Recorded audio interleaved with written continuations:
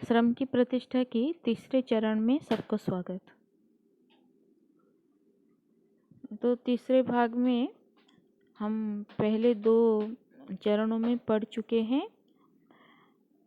यहाँ से हम पढ़ेंगे। काम नहीं करते इसका कारण यह है कि जो दिमागी काम करते हैं उन्होंने दिमागी काम की महत्ता इतनी बढ़ा दी है कि उसे 1000 रुपया देना ही उचित मानेंगे और श्रम करने वालों को कम से कम जितना दे सकेंगे उतना देने की कोशिश करेंगे। बहुत से लोग काम इसलिए नहीं करते हैं क्योंकि लोग दिमागी काम करने वालों को बहुत ही महत्व देते हैं। जो ऑफिशियल वर्क करते हैं, ऑफिस रे काम करती, तो सेमानଙ୍କୁ एते तांकर महत्व बढ़ी देइछंती कि उसे 1000 रुपया देना ही उचित मानेंगे। तांको 1000 टଙ୍କା दबा पाई सेमान ठीक भाविबे और श्रम करने वालों को कम से कम जितना दे सकेंगे उतना देने की कोशिश करेंगे। और श्रम करने वालों को मतलब यहाँ पर क्या मतलब है? जो शारीरिक श्रम करते हैं, जेमिति कि जो माने मजदूर, श्रमिक, कृषक, जो माने कठिन परिश्रम करती, शारीरिक श्रम करती, बा छोट रिक्शा वालाटे हो कि तुम घरे काम कर कि को लोकटे हो, ताकू कम से कम जितना दे सकेंगे, जिते कम हो पार ताकू देकी ताठू काम आदाय करेंगे। किंतु जी दिमागी काम करे ताकू लोक माने अधिक टंका दे दियंती। शरीर श्रम की प्रतिष्ठा न मानो, पर महात्मा गांधी तो दिमागी काम करते थे, फिर भी थोड़ा सा समय निकालकर दिन में सूत काट ही लेते थे। तो महात्मा गांधी एथिपाई शारीरिक श्रमर महत्व को बुझेबा पाई से तो महात्मा थिले, तथापि राजनीति रे भी सक्रिय सदस्य, तथापि से किसी समय बाहर करी कौन करथिले ना अरटरे सूता काटी दउथिले। काम की इज्जत करनी चाहिए। विश्वास करथिले जे कामर सम्मान करिबा उचित। अगर हम काम की इज्जत नहीं करते तो बड़ा भारी धर्म कार्य होते हैं। यदि आमे जे कौनसी काम करूना कहीं, जदि आमे ताहार सम्मान करूना है तेबे आमे गोटे बड़ धर्म कार्य को खोना मतलब हरेचे, ऐसा समझना चाहिए। यह तो एक बात कि कुछ दिमागी काम ज़्यादा करेंगे और कुछ दिमागी काम कम करेंगे। आ गोटे कथा कौन ना, किछि लोक तो दिमागी काम अधिक करेंगे और शारीरिक श्रम कम करेंगे, पर श्रम करने वालों का भी दिमाग है और दिमागी काम करने वालों को भी हाथ दिए हैं। जो श्रम करते हैं, परिश्रम करते हैं, उनके पास भी दिमाग है और जो दिमागी काम करते हैं उनको भी भगवान ने हाथ दिए हैं। तो दोनों को काम करना चाहिए, दोनों की इज्जत बढ़ेगी, प्रतिष्ठा बढ़ेगी। जो ऑफिस में काम करते हैं ज़्यादातर वे शारीरिक श्रम करने के लिए आलसी होते हैं, करते नहीं हैं। तो जो दिमागी काम करते हैं उनको भी शारीरिक श्रम करना चाहिए। शारीरिक श्रम जो करते हैं वे भी बुद्धिमान होते हैं, ऐसा नहीं है कि वे मूर्ख होते हैं। तो ऐसा हमें समझना नहीं चाहिए।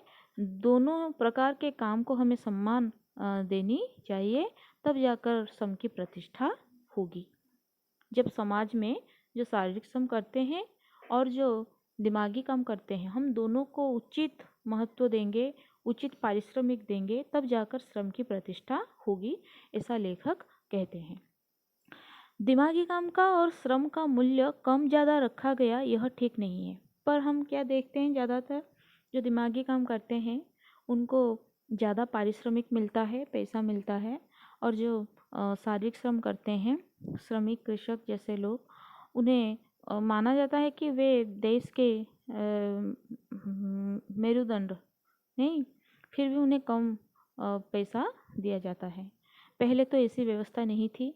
ब्राह्मण जो ज्ञानी होता था, पढ़ाता था, वह सिर्फ धोती और खाने का अधिकारी था, वह अपरिग्रही माना गया। अपरिग्रही का मतलब आवश्यकता से ज़्यादा ग्रहण न करना है। अपरिग्रही मतलब पहले ज़माने में जो पढ़ाते थे उन्हें ब्राह्मण कहा जाता था। वह सिर्फ पढ़ाने के बदले पहनने के लिए धोती या कुछ खाने को लेते थे और कुछ पैसे नहीं लेते थे। आज तो जो भी विद्या पढ़ाता है वो उसका मूल्य मांगता है। आजिकल जो मैंने पाठ पढ़ाऊँ से तार बहुत बड़ मूल्य नौकरी। हम विद्या बेचने लगे हैं, यह गलत है। कर्म योग की महिमा, श्रम की प्रतिष्ठा कायम करनी है तो कीमत में अधिक फर्क नहीं करना चाहिए।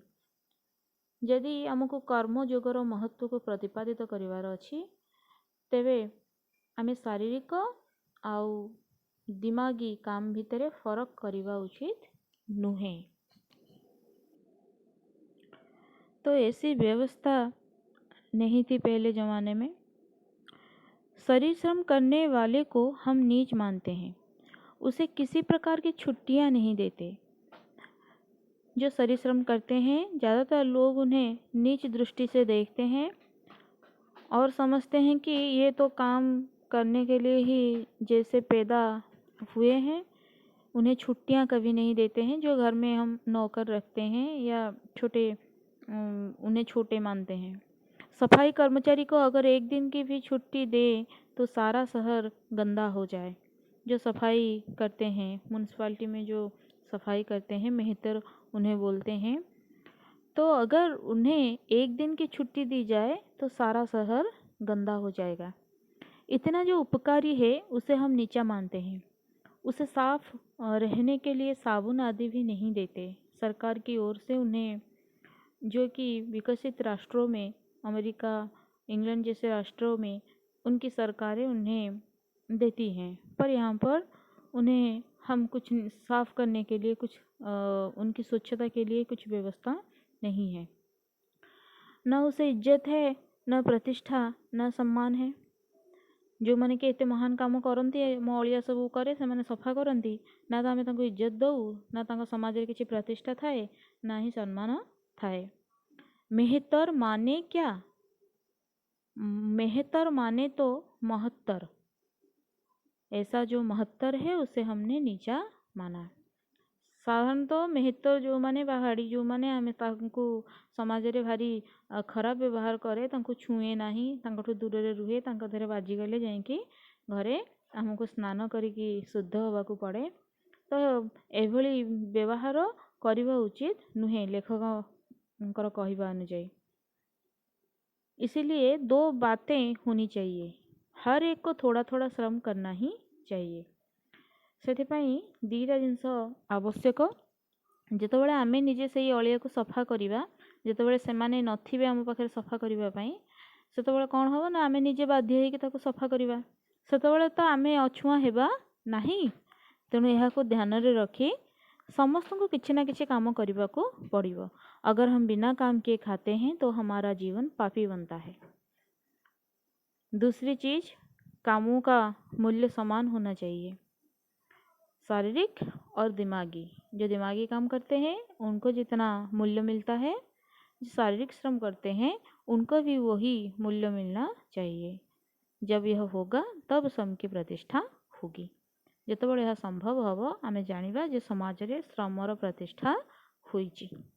तो यह हूँ विषय श्रम की प्रतिष्ठा। बहुत ही अच्छा विषय है। इससे हमें बहुत ही अच्छी शिक्षा मिली कि कोई भी काम छोटा या बड़ा नहीं होता है। शारीरिक और दिमागी काम करने वाले समान होते हैं, उन्हें समान सम्मान मिलना चाहिए। और जो हमारी गंदगी सफाई करते हैं गंदगी की, तो उन्हें हमें सम्मान देनी चाहिए, न कि उन्हें नीच दृष्टि से देखनी चाहिए। क्योंकि एक दिन अगर वो छुट्टी ले लेंगे तो सारा शहर गंदगी से भर जाएगी। लेखक ने उदाहरण देकर हमें समझाया कि श्री कृष्ण जब आए थे युधिष्ठिर के राजसूय यज्ञ में, भगवान होते हुए भी उन्होंने एक उदाहरण रखा कि पोछा और जूठी पतले उठाने का काम लेकर उन्होंने यह उदाहरण हमारे सामने रखा कि कोई भी काम छोटा या बड़ा नहीं है। ठीक है, तो लेखक ने इस विषय के माध्यम से हमें समझाना चाहते हैं कि समाज में श्रम की प्रतिष्ठा होनी चाहिए। शारीरिक श्रम को वही मूल्य मिलना चाहिए जो कि दिमागी काम को मिलता है। तब जाकर समाज में श्रम की प्रतिष्ठा होगी। और हर एक को कुछ ना कुछ काम करना चाहिए, चाहे वो बच्चे हो, युवक हो, बूढ़े हो। जितना हो सके कुछ ना कुछ परिश्रम करना ही चाहिए।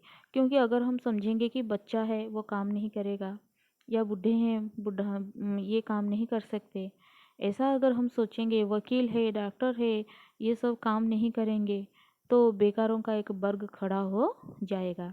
लेखक का मानना है अगर सभी हम जो काम नहीं करते हैं, अगर वो ना खाए खाए भी ना खाए, तब जाकर हो सकता है कुछ फायदा।